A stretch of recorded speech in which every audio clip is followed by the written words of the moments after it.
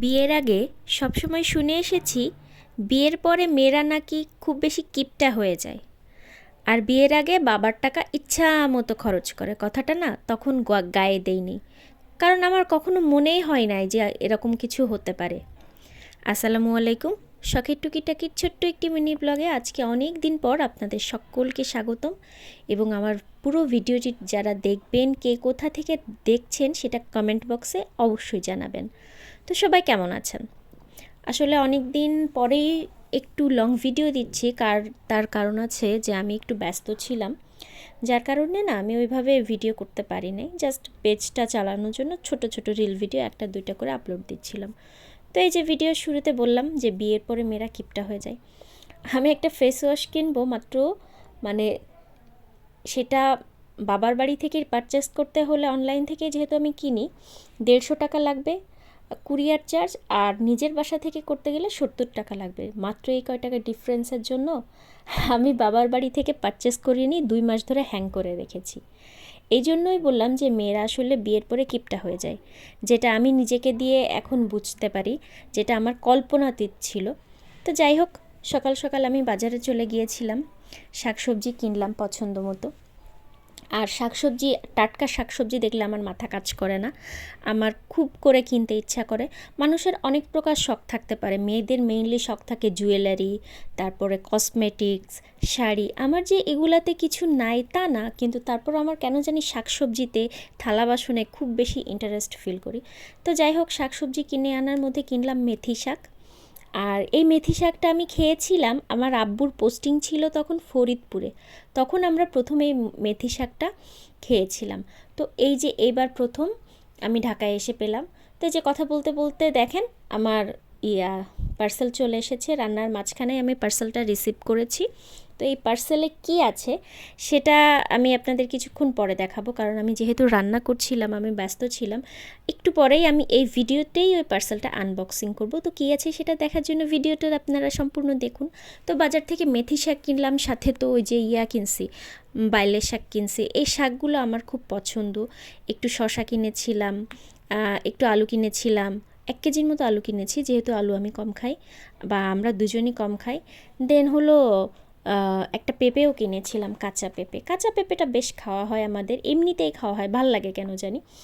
তো ওই বাল্যের শাক রেখে দিয়েছিলাম, আর এই মেথি শাকটা সুন্দর করে ভেজে নিচ্ছিলাম। আচ্ছা, আমি তো আমার আঞ্চলিক ভাষায় বলছি যে বাইলে শাক, বা এটা আসলে আপনাদের কোন অঞ্চলে কোন ভাষায় কি বলে বলেন তো? বাইলে শাকের ভিডিওটা তো আমার প্রথম থেকেই দেখছেন যারা, তারা দেখছেন যে ওখানে আছে। আমি আপনাদের দেখিয়েছি যে আমি কি কি শাকসবজি কিনেছি। তো তারপর আমি এই মেথি শাকটাই পেঁয়াজ, রসুন আর কাঁচামরিচ দিয়ে ভেজেছি। অনেকে রসুন ব্যবহার করে না, বাট রসুন জিনিসটা আমি ছোটোবেলা থেকে আমার আম্মুর কাছ থেকে শিখে এসেছি যে রসুন খাওয়াটা নাকি স্বাস্থ্যের জন্য ভালো। রসুনে বিভিন্ন রকম উপকার আছে, যেমন বাত ব্যথা সারে, তারপরে যাদের হাই প্রেশার আছে, বিপি, এদের জন্য রসুন খাওয়া অনেক ভালো। যাই হোক, এ বিষয়ে আমি কথা বলবো না। তো শাকভাজি আমার হয়ে গিয়েছে। আমি খুব খুশি অ্যাকচুয়ালি, মানে এত দিন পরে, এত বছর পরে আমি ওই শাকটা পেয়ে, শাকটা আমার কাছে বেশ ভালো লাগে। দেন হলো যে এই যে আমার শাশুড়ি মা আমাকে দেশি কই মাছ, শিং মাছ, ট্যাংরা মাছ এগুলো দিয়ে দিয়েছিলেন, তার ছেলেকে যেন আমি সুন্দর করে রান্না করে দিই চচ্চড়ি করে। তো এই চচ্চড়ি রান্নাটার স্টাইল আসলে এক একজনের কাছে এক এক রকম। তো আমি করেছি কি, মাছগুলো সুন্দর করে কেচে নিয়ে, কেচে মিন্স কেটে কেটে, মাঝখানে ফালি ফালি করে কেটে নিয়ে লবণ হলুদ মাখিয়ে, দেন আমি মশলা করেছি হলো যে জিরা রসুনের মশলা করেছি, আর এই যে টমেটো কুচি দিয়েছি, কাঁচামরিচ দিচ্ছি, আর সাথে কি দেব বলুন তো? সাথে একটু ধনিয়া পাতা দিব। ধনিয়া পাতাটা যদিও এখন দিব না। আর পেঁয়াজটা না আমি কুচি করেছি, পেঁয়াজটা আমি মশলার সাথে ব্লেন্ড করিনি, কারণ পেঁয়াজ ব্লেন্ড করলে না, মানে সেই জিনিসটা আমি দেখেছি একটু টক টক হয়ে যায়। তো এই রান্নাটা আমি আসলে শিখেছি আমার মায়ের কাছ থেকে। এই যে আমি তেল দিয়ে দিচ্ছি এখন, তেল দিয়ে সাথে হলো যে লবণ হলুদও মাখিয়ে দিব। লবণ হলুদ দিয়ে আমি এটা হাতে মাখাবো। আর সব থেকে, আমি যে জিরা যতই ব্লেন্ড করি না কেন, আমি কিছু কুচি জিরাও দিব, আস্ত জিরা যেটাকে বলে, মানে এটাতে না আলাদা একটা ফ্লেভার আসে।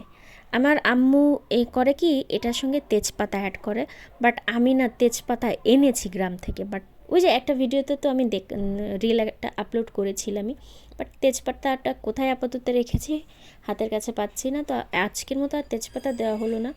তো আমি এই যে সব কিছু দিয়ে মশলা টশলা দিয়ে হাতে মাখা অল্প একটু পানি দিয়ে, জাস্ট খুব অল্প পরিমাণ পানি দিয়ে মাছটা আমি সুন্দর করে হাতে মাখিয়ে রান্না করব, এবং এভাবে আপনারা বাসায় ট্রাই করে দেখবেন। বিলিভ মি, আপনারা এর টেস্ট কখনো ভুলতে পারবেন না, এত সুন্দর হয়, এত টেস্ট হয়। অনেকে মাছটা ভাজি করে নেন, কারণ অনেকে এরকম খেতে পারেন না, সেই স্বাদটা আসলে অন্যরকম আসে, আর এই স্বাদটা আসলে অন্যরকম। তো যাই হোক, যার যেটা পছন্দ সে সেভাবেই রান্না করবে। এটা হলো আমি সবসময় সাজেস্ট করি, আমি কখনো কাউকে ফোর্স করি না যে এইভাবেই আপনার ট্রাই করতে হবে। আরে ভাই, এক একজনের পছন্দ এক এক রকম থাকে, কেন আর একজনকে ফোর্স, মানে এইভাবে ফোর্স করা উচিত না, আমার কাছে সেটা পার্সোনালি মনে হয়। তো যাই হোক, অনেক বকবক করছি। তো বকবকের মাঝখানে আমি আপনাদের আরেকটু গল্প বলি। এই যে গ্রামে ছিলাম কিছুদিন, গ্রামের লাইফটা যে এত ভালো, এত ভালো। যদিও আমি মাঝে এসে গিয়েছিলাম, গ্রামে গিয়েছিলাম 2 দিনের জন্য, আবার ঢাকায় চলে এসেছিলাম, আবার গ্রামে গিয়েছিলাম, মানে সব মিলায় একটু দৌড়াদৌড়ির উপরে ব্যস্ততার মাঝখানে ছিলাম, এবং আলহামদুলিল্লাহ মাশাল্লাহ অনেক ভালো সময় পার করে এসেছি। মানে একটা পিকনিক পিকনিক ফিল পেয়েছি, যেটা আসলে মানে বলার বাইরে। তো গল্প করতে করতে দেখুন আমার রান্নার প্রসেসিং কিন্তু আপনারা সবাই দেখে নিচ্ছেন, আমিও গল্প করতে করতে আপনাদের এই রান্নার প্রসেসিংটাই দেখাচ্ছি। আমি আসলে ওইভাবে টানা প্রসেস ওয়াইজ কোনো কিছু বলতে পছন্দ করি না, আর যেহেতু ডেইলি ব্লগে মানুষ আসলে গল্প করার জন্য এই ব্লগ আপলোড করে, অনেকে অনেক প্রকার কথা বলে। তো যাই হোক, তা এখন হলো এটা আমি একটু ঢেকে দিব, একটু ঢেকে দিব, মানে মানে জোর আছে ঢেকে দিব, এটা আবার খুব বেশি অল্প আছেও করা যাবে না। মোটামুটি এই গৃহিণী যারা আছেন তারা তো রান্নার প্রণালীটা জানেনই। আর এই যে যখন মানে ঝোলটা একটু শুকিয়ে শুকিয়ে আসবে, তখন একটু হালকা ধনিয়া পাতা দিয়ে দিতে হবে। এই ধনিয়া পাতা শীতকালে তো জানেন, শীতকাল বলে না, ঢাকায় আসলে সবসময় পাওয়া যায় ধনিয়া পাতাটা, আমি পছন্দ করি। এটা তরকারির একটা এক্সট্রা ফ্লেভার এনে দেয়, এক্সট্রা টেস্ট এনে দেয়, যেটা আসলে খুব ভাল লাগে। তো যাই হোক, গল্প করতে করতে আপনাদের সাথে আমার তরকারিটা কিন্তু অলমোস্ট রেডি হয়ে যাচ্ছে। আচ্ছা, আপনারা আজকে আপুরা কে কোথায় কী রান্না করেছেন বলুন তো। তো এইটা আচ্ছা আমার কমেন্ট বক্সে জানাবেন। তো যাই হোক, আমার তরকারি রান্না শেষ। এখন হলো আমি ভাবলাম যে শুধু কি তরকারি হবে, শাকভাজি, তরকারি, আর আমার হাজব্যান্ড তো মাংস ছাড়া খেতে চান না, তো ভাবলাম একটু চিংড়ি মাছ আলু দিয়ে ভাজি করি, কারণ ও আবার একটু রুটি পছন্দ করে, মানে ওকে যদি আমি 6 বেলা রুটি দিই তাও খেতে পারবে, এরকম রুটি পছন্দ করে। তো আমি ভাবলাম যে যদি আবার সন্ধ্যাবেলা এসে বলে যে রুটি তৈরি করে দাও, তাহলে তো আবার রুটির সঙ্গে আমার কী দিতে হবে, মাংস দিব কি দেব না। আর ওই যে বললাম না বাড়িতে ছিলাম পিকনিকের মতো, মানে যে কয়টা দিন বাড়িতে ছিলাম, আমার শাশুড়ি মা তার ছেলেকে প্রায় 6 মাস পরে পেয়েছিলেন বাড়িতে।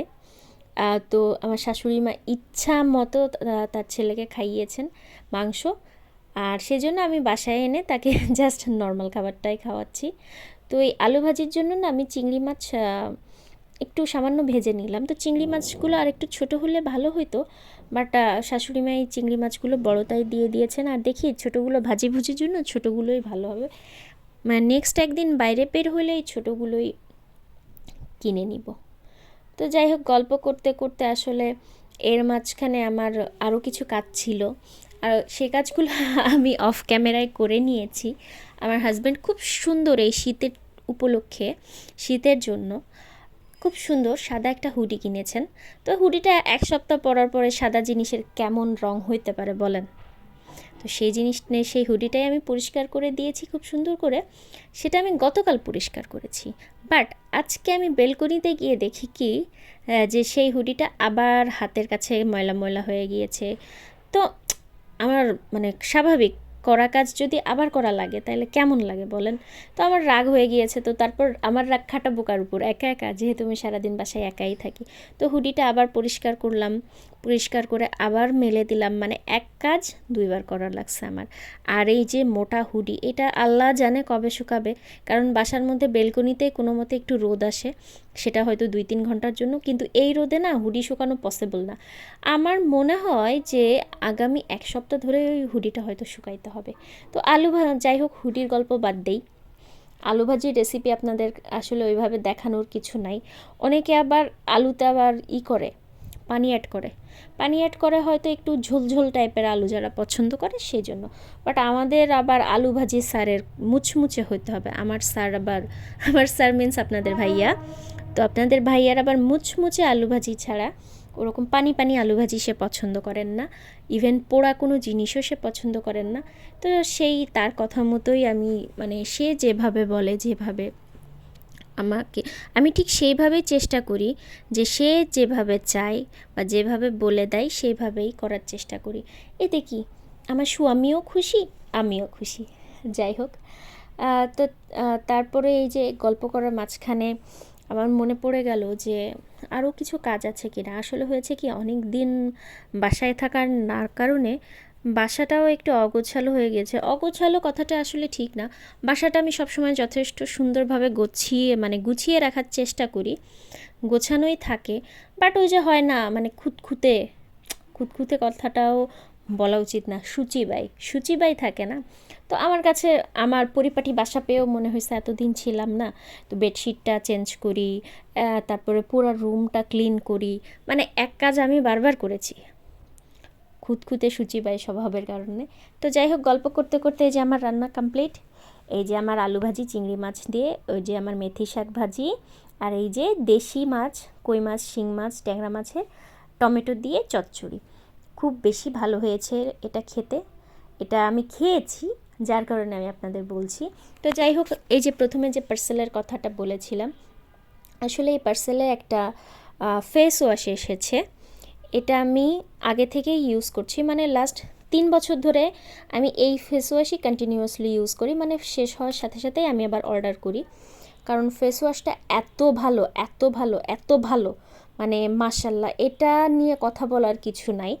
যারা কোরিয়ান প্রোডাক্ট ইউজ করেন, কোরিয়ান প্রোডাক্ট বলে না ভাই, আমার কথা হলো যে কোরিয়ান বলেন, বাংলাদেশি বলেন, যে কোনো প্রোডাক্ট হলো, বাট সেটা যদি আপনার স্কিনের সাথে খুব ভালোভাবে অ্যাবজর্ব হয়, খুব ভালোভাবে মিশে যেতে পারে, তার থেকে বেস্ট জিনিস আপনার স্কিনের জন্য হতে পারে না। তো আমার জন্য হয়েছে কি, এই ফেস ওয়াশটা অনেক বেশি ভালো। তো এটা আমি আনবক্সিং করছি, এটা আপনারা দেখুন। এটা আমি সবসময় অনলাইন থেকেই পারচেস করি, অফলাইনে ওইভাবে আমার কখনো কেনা হয় নাই। যেহেতু আমি আগে ঢাকায় থাকতাম না, সেই জন্য আমি আগে অনলাইনেই পারচেস করতাম, আর এখনও ওই অনলাইন পারচেসই করি। তো যাই হোক, এই ফেস ওয়াশটা অদ্ভুত রকমের ভালো, আমার স্কিনের জন্য খুব বেশি ভালো কাজ করে। আমি ভাই কোনো অ্যাড দিচ্ছি না, আমি কোনো প্রমোশনাল অ্যাড দিচ্ছি না, সিরিয়াসলি অনেক বেশি ভালো কাজ করে। স্কিনে দাগ থাকে না, স্কিনে একটা আলাদা একটা গ্লো কাজ করে। দেন হলো স্কিন একটু ফর্সা হয়ে যায়। আর মেয়ে মানুষ একটু তো ফর্সার পাগল থাকবোই, তাই না? একটু সুন্দরের পাগল তো থাকবোই, একটু পরিপাটি তো থাকা জরুরি, তাই না? তো যাই হোক, এই যে আমি আনবক্সিং করে ফেলেছি ফেস ওয়াশটা। তো ফেস ওয়াশটার নাম হলো rice water bright ফোমিং cleansing face wash. তো এটা হলো কত, 150 ml। আর এটা হলো আমি নিয়েছি 999 টাকায়, একটা অফার চলছে।